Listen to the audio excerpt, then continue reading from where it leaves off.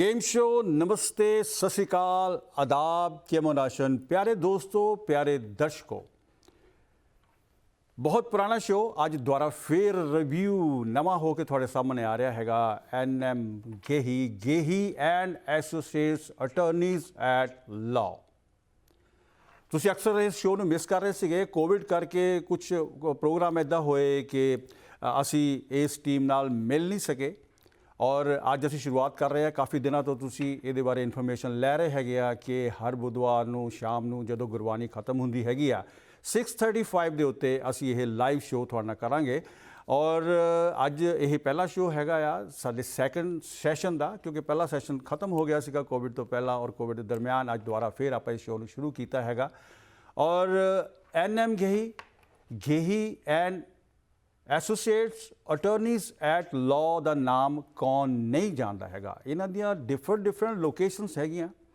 चाहे तुसी Jackson height चले जाओ, चाहे तुसी ओजन पार्क यानी कि रिचमंड हिल चले जाओ, या फिर तुसी जमैका एवेन्यू चले जाओ या क्वींस बुलेवार्ड ते चले जाओ, हर जगह के उत्ते तुहानू गेही एंड एसोसिएट्स दे ऑफिस मिलणगे और इन्हां दी टीम हर वेले तैयार है तुहाडे सवालों के जवाब देण दे लई। जे आप गल करिए 104-5 104-5 लिबर्टी एवेन्यू ओजन पार्क न्यूयॉर्क जिहड़ा उत्थे सब स्टेशन हैगा 104 के उत्ते लिबर्टी एवेन्यू के उत्ते बिल्कुल जो तुसीं ट्रेन तो उतरते हैं उस वेले ही तुसीं सामने बोर्ड देखते हैं Gehi and associates attorney at law और उत्थे दा नंबर हैगा 7185770711। अगर आप गल करिए कि आप चलना हैगा आ जैक्सन हाइट तो जैक्सन हाइट दे विच तुसी 74-09 74-9 37 Avenue Jackson height second floor बहुत खूबसूरत बिल्डिंग हैगी। सैकेंड फ्लोर दे विच तुसी जाओगे लिफ्ट के राही उपर चढ़ोगे तो 205 नंबर स्ट्रीट का नंबर हैगा आ, तुसी उत्थे मिल सकते हैगे। और इमीग्रेशन जिहड़ी हैगी आ हर बंदे दी एक जरूरत हैगी आ, क्योंकि असी सारे ही प्रवासी इत्थे आंदे हैगे आ, कोई इंडिया तो, कोई पाकिस्तान तो, कोई बांग्लादेश तो या डिफरेंट कंट्रीज़ तो सारे इमीग्रेंट्स इत्थे आए हैगे आ। और इत्थे तुसी काम भी करना चाहते हैगे आ, इत्थे तुसी रहना भी चाहते हैगे आ, तो उहदे लई जरूरी है कि तुहाडा इमीग्रेशन स्टेटस। अगर असी इलीगल है तो असी कुछ भी नहीं कर सकते, ना तो असी कोई काम कर सकते हैं, ना कोई जॉब कर सकते हैं।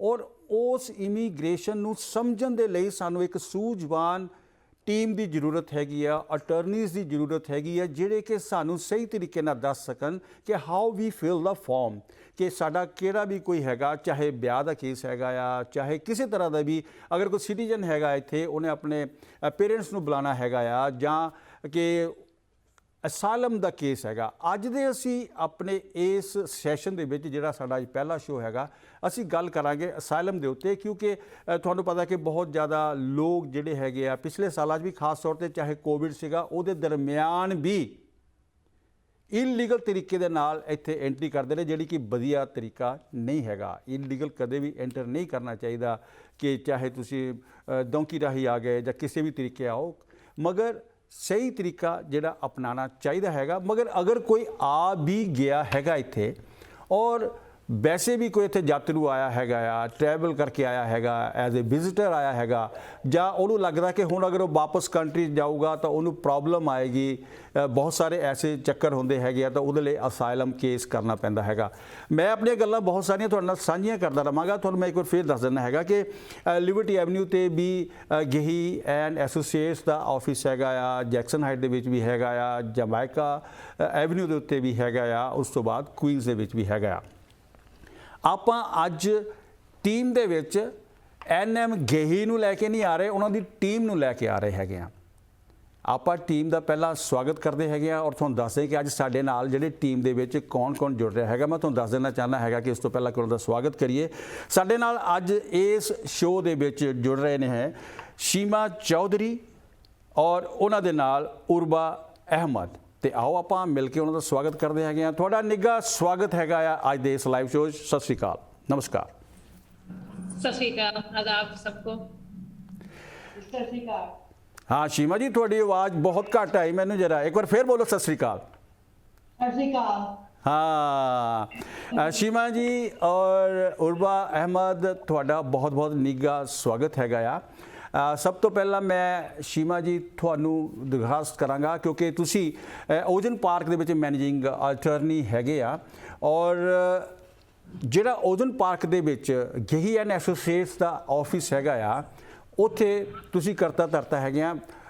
what you deliver to the customer, immigration ਦਾ ਕੋਈ ਵੀ ਬੰਦਾ ਆਂਦਾ ਹੈਗਾ ਜਾਂ ਉੱਥੇ ਟਾਈਮਿੰਗ ਮੈਂ ਦੱਸਣੀ ਚਾਹਾਂਗਾ ਕਿ ਕਿਹੜੇ ਕਿਹੜੇ ਟਾਈਮ ਦੇ ਵਿੱਚ ਆਫਿਸ ਔਨ ਹੁੰਦਾ ਹੈਗਾ। शीमा जी।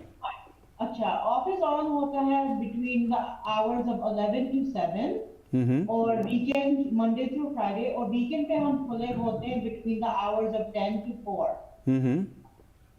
और हम फ्री कंसल्टेशन देते हैं।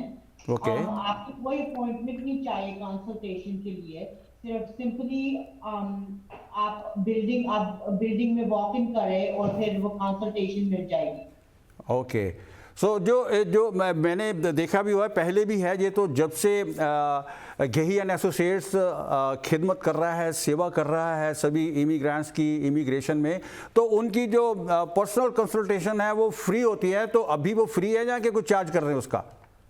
अभी फ्री है। ओह, पर्सनल कंसल्टेशन फ्री है।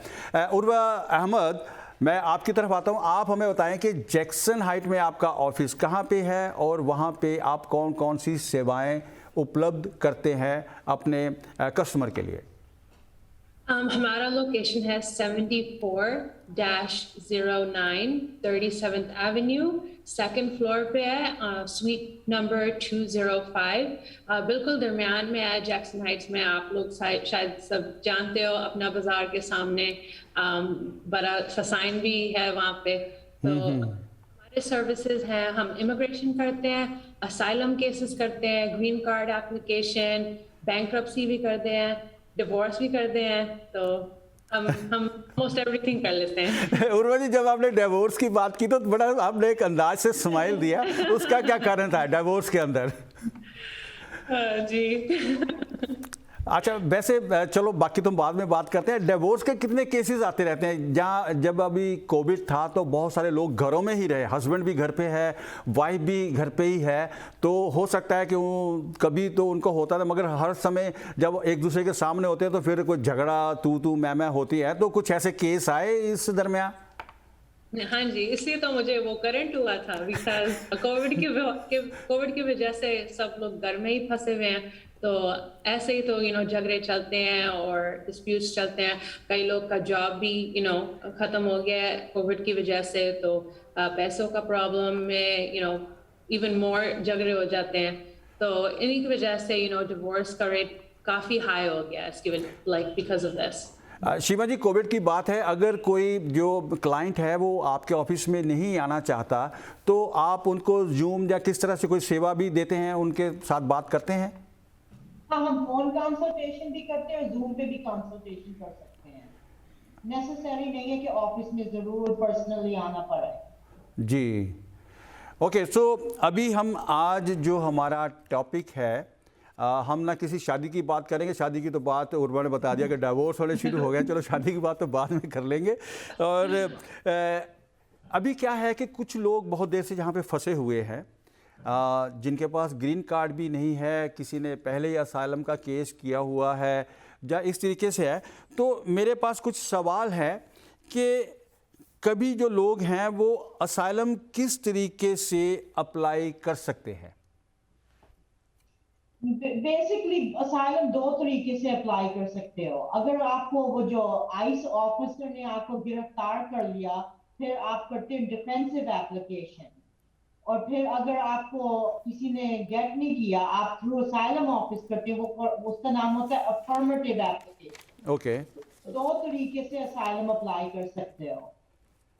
ओके, अगर कोई व्यक्ति यूएसए में है और उसने अपने बच्चों के लिए असाइलम केस अपने साथ फाइल करवाना चाहता है, उसने असाइलम का केस किया हुआ है मगर उसके साथ ही अपने बीवी बच्चों का करवाना चाहता है, तो वो कर सकता है कि नहीं?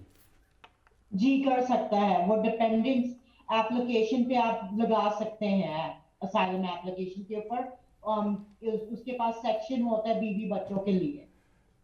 जी जी। आप उर्वा जी कुछ कहना चाहेंगे मेरे इसी क्वेश्चन के ऊपर कि अगर किसी ने असाइलम का केस किया हुआ है यूएसए में और उसके अपने बीवी बच्चे हैं तो उनके लिए उसको कुछ अच्छा ढंग अपनाना चाहिए कि असाइलम के बीच में ही उनका नाम भी लिखवा देना चाहिए? ये काफी कॉमन है कि लोग अपने बीवी बच्चों के साथ आ जाते हैं या बस एक ही बच्चे के साथ आते हैं बिकॉज बीवी शायद मर चुकी है। तो इट्स वेरी कॉमन कि वो एप्लीकेशन में डालना चाहते हैं अपने बच्चों को। तो दोनों तरीके से असाइलम केस हो सकता है, लेकिन अभी हम देख रहे हैं कि फैमिली का हो रहा है। ਸੋ ਪਹਿਲੇ ਦੋਸਤੋ ਤੁਹਾਨੂੰ ਪਤਾ ਲੱਗਾ ਹੈਗਾ ਕਿ ਅਸਾਈਲਮ ਕੇਸ ਦੀ ਆਪਾਂ ਗੱਲ ਕਰਦੇ ਹੈਗੇ ਆ। ਤੁਸੀਂ ਲਾਈਵ ਸ਼ੋ ਹੈਗਾ, ਲਾਈਵ ਕਾਲ ਵੀ ਕਰ ਸਕਦੇ ਹੈਗੇ ਆ। ਗੇਹੀ ਐਂਡ ਐਸੋਸੀਏਟਸ ਦੇ ਜਿਹੜੇ ਆਫਿਸ ਹੈਗੇ ਆ ਉਹ ਹਰ ਜਗ੍ਹਾ ਤੇ ਹੈਗੇ ਨਿਊਯਾਰਕ ਦੇ ਵਿੱਚ। ਮੈਂ ਤੁਹਾਡੇ ਨਾਲ ਉਹ ਡਿਸਕਸ ਕਰਾਂਗਾ, ਪਰ ਉਸ ਤੋਂ ਪਹਿਲਾਂ ਇੱਕ ਛੋਟੀ ਜਿਹੀ ਬ੍ਰੇਕ ਮੈਨੂੰ ਲੈਣੀ ਪਏਗੀ। ਬ੍ਰੇਕ ਤੋਂ ਬਾਅਦ ਮਿਲਦੇ ਹੈਗੇ ਆ ਔਰ ਬਾਕੀ ਕੁਐਸਚਨ ਜਿਹੜੇ ਹੈਗੇ ਜਾਂ ਤੁਸੀਂ ਜੋ ਕਾਲ ਕਰੋਗੇ ਉਹਦੇ ਕੁਐਸਚਨ ਆਪਾਂ ਲਾਂਗੇ। ਮਿਲਦੇ ਆ ਬ੍ਰੇਕ ਤੋਂ ਬਾਅਦ।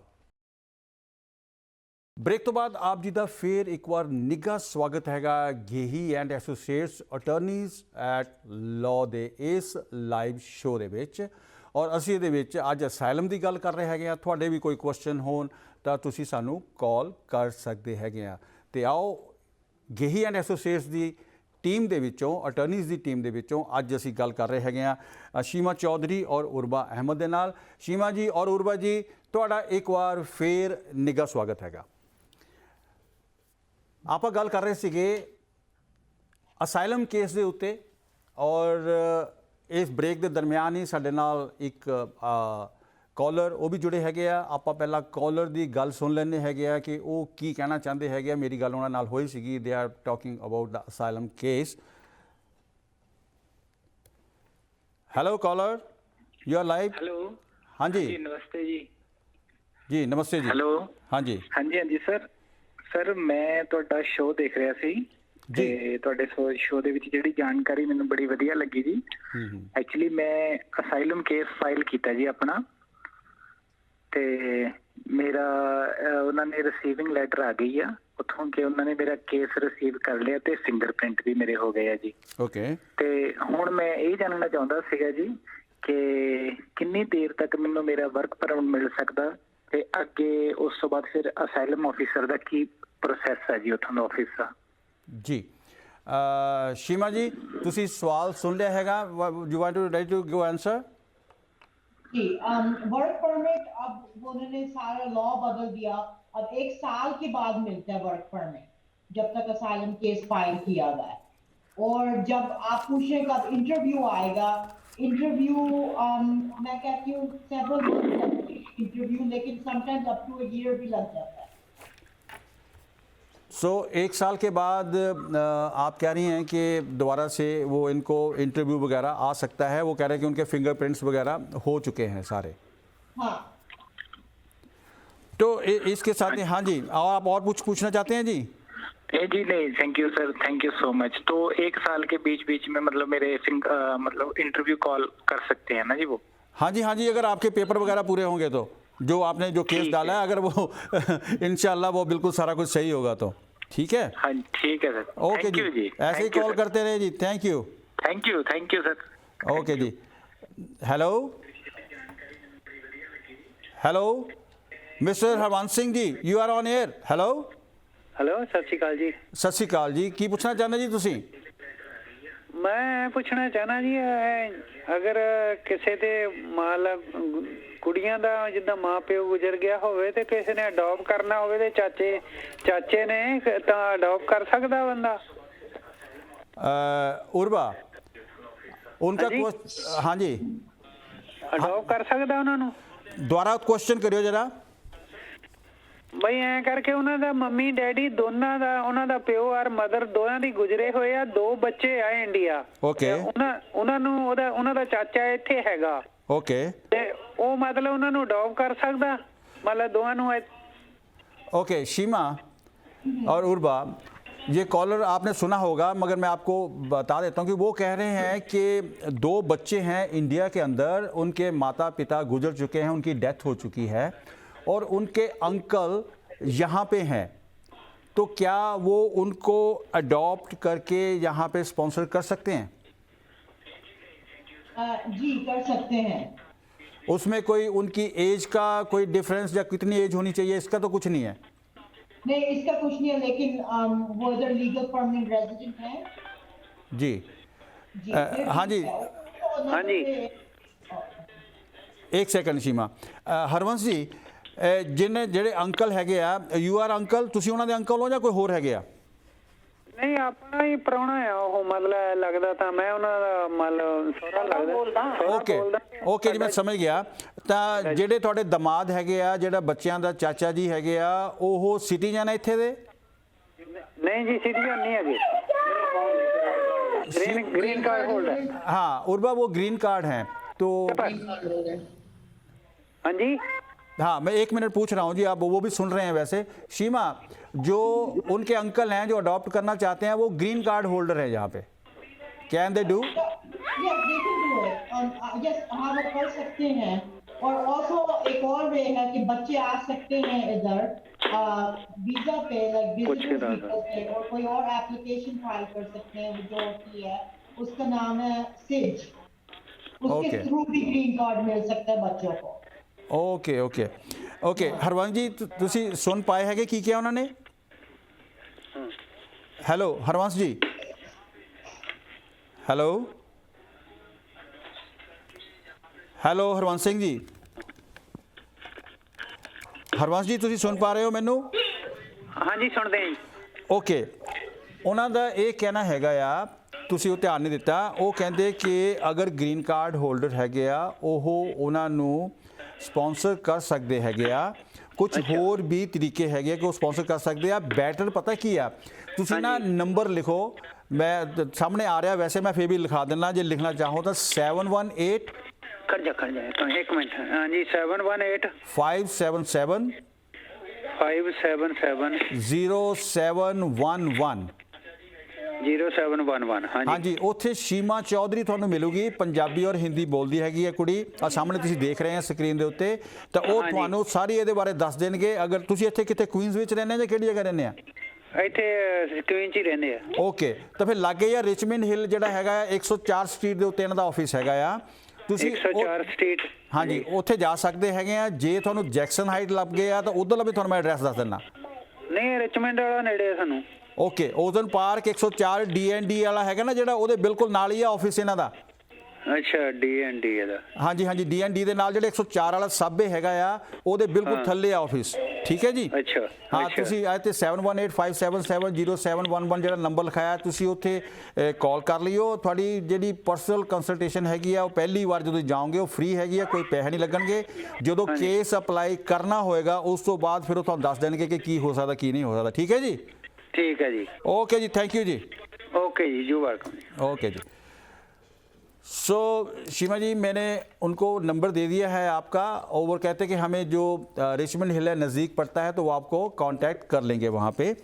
और एक सवाल मेरे पास है कि जो असाइलम केस फाइल करते हैं, आपने बताया कि उनको 1 साल के अंदर इंटरव्यू भी आ सकता है। क्या वो असाइलम केस फाइल करने के बाद कितनी समय के बाद उनको वर्क परमिट के लिए अप्लाई करना होता है या वो कर सकते हैं? अच्छा, मैंने पहले वो कहा था कि 1 साल। 1 साल ही लगेगा उनको, उसके बाद में जब उनको लेटर आ जाएगा कि वो वर्क परमिट अप्लाई कर सकते हैं। जी जी। ओके उर्वा, आपको एक सवाल इसके लिए ही मैं कहने जा रहा हूँ कि जैसे किसी ने असालम केस किया हुआ है, असालम ऑफिसर के सामने वो पेश होता है, तो क्या जो असालम केस की इंटरव्यू करने वाला जो ऑफिसर है वो उसका केस वहीं पे पास कर सकता है, जाके उसको इंतज़ार करनी होती है? हम हमारे सर्विसेज में हम ये भी करते हैं कि हम अगर कोई चाहता हो तो हम भी उनके साथ जा सकते हैं इंटरव्यू के लिए, इनको मदद करने के लिए। लेकिन आपका सवाल ये है कि वो उसी वक्त पास हो सकते हैं या नहीं? या कि वो उसका जो केस है वो उसको पास कर देता है, जाके वो उसको बाद में बताते हैं या क्या है, वो उसके पास अथॉरिटी होती है ऑफिसर के पास, असाइलम केस ऑफिसर जो करता है। शीमा, नॉर्मली वो असाइलम ऑफिसर वो इंटरव्यू कर लेता है और फिर वो एप्लीकेंट को बताता है कि इस दिन के वो पेपर देता है, इस दिन के ऊपर आओ, और वो डिसीजन फिर मिलता है। नॉर्मली ऐसे है प्रोसीजर। ओके। सो एक जाते जाते, क्योंकि समय हमारा भाग रहा है हमारे साथ साथ, और अच्छी बात है कि आज हमें 2 कॉलर मिले हैं हमारे पहले शो के अंदर ही, और असैलम के बारे में उन्होंने बात की है और अपने बच्चों के बारे में बात की है। अगर कोई भी बंदा जब असैलम के लिए जहाँ पे आता है, उसके आने के कितनी देर के बाद उसको अपना जो केस है अप्लाई कर देना चाहिए असैलम का? 1 साल के अंदर। अगर 1 साल में नहीं करते, अनलेस आपके पास कोई एक्सेप्शनल सर्कमस्टेंस होती हैं, फिर वो असाइलम के लिए फिर अप्लाई कर सकते हो, लेकिन फिर विथहोल्डिंग के लिए सिर्फ एलिजिबल होंगे। 1 साल होना चाहिए। ओके। उर्वा जी, आप कुछ कहना चाह रही हैं, कुछ बोलना चाह रही जी? तो यही हमारा कोशिश है कि सबको यही कहना चाहती हूँ कि बहुत ज़रूरी है कि आप 1 साल के अंदर कर लेना है, वो एप्लीकेशन कर लेना है, बिकॉज 1 साल के बाद जब 1 साल गुजरता है देन इट्स काफ़ी मुश्किल होता है प्रूव करने के लिए कि इतनी देर क्यों लगी है एप्लीकेशन शुरू करने में। तो हमें ये दिखाना फिर पड़ेगा कि कोई उस कंट्री में कोई कंडीशन की वजह से वो वापस नहीं जा सकते, या उनको कुछ एक्सट्रीम सिचुएशन से थ्रू हुआ है, इसकी वजह से वो नहीं जा इसकी वजह से उनका लेट एप्लीकेशन हुआ है। तो हमारा कोशिश यही है कि 1 साल से पहले हम एप्लीकेशन शुरू करें, लेकिन इट्स नॉट इम्पॉसिबल कि 1 साल के बाद भी हो सकता है हो सकता है। कोई ऐसी चीज नहीं है कि जो नहीं हो सकती, हर चीज हो सकती है।